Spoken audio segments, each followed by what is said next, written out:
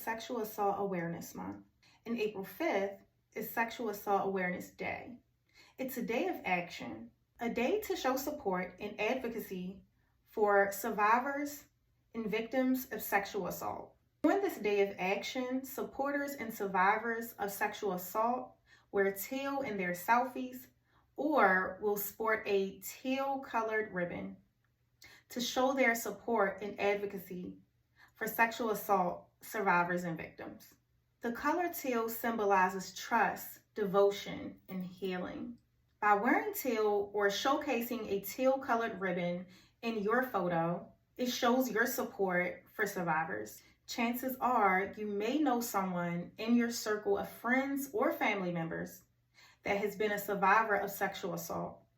Whether they have spoken to you about this or not, make sure that they know on April 5th that they can count on you to be their support system. 1 out of every 6 women will experience some type of sexual assault in their lifetime, and 1 in 4 men will experience some type of sexual assault in their lifetime. Sexual assault victims report that their assault was carried out by either an intimate partner or a close acquaintance at numbers of 50 and 40%. In many cases, there are women who are at the front lines and speaking the most in regards to sexual assault. But in many cases, men are survivors and victims of sexual assault. And women can be perpetrators too. I recently shared my personal experience and the fact that I decided to get a survivor tattoo from my sexual assault that I experienced in 2017.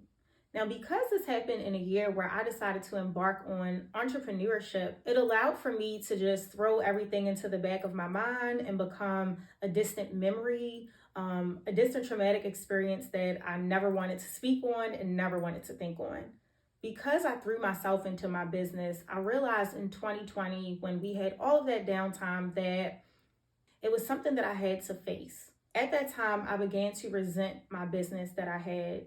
And that's one of the main reasons that I decided to step away and just grow to love my business in a different type of way. I began to resent it because it was something that grew from that trauma. Also during that time, I realized why so many survivors do not come forward at all, and many choose to come forward months later and even years later. Also, when you decide to tell your story, you sort of relive the experience, and no one wants to do that.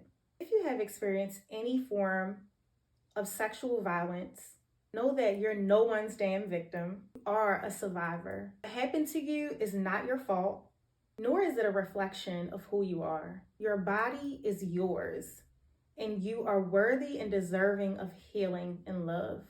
Some notable resources are the Rape, Abuse, and Incest National Network, better known as RAINN, R-A-I-N-N. It is the nation's largest anti-sexual violence organization. They have created and operate National Sexual Assault Hotline, which is 1-800-656-HOPE. Another notable resource is 1 in 6. Their mission is to help male survivors of sexual abuse and harassment. Be sure to read my very transparent account of my personal experience with sexual assault, how it has impacted me over the years, and how it still impacts me today.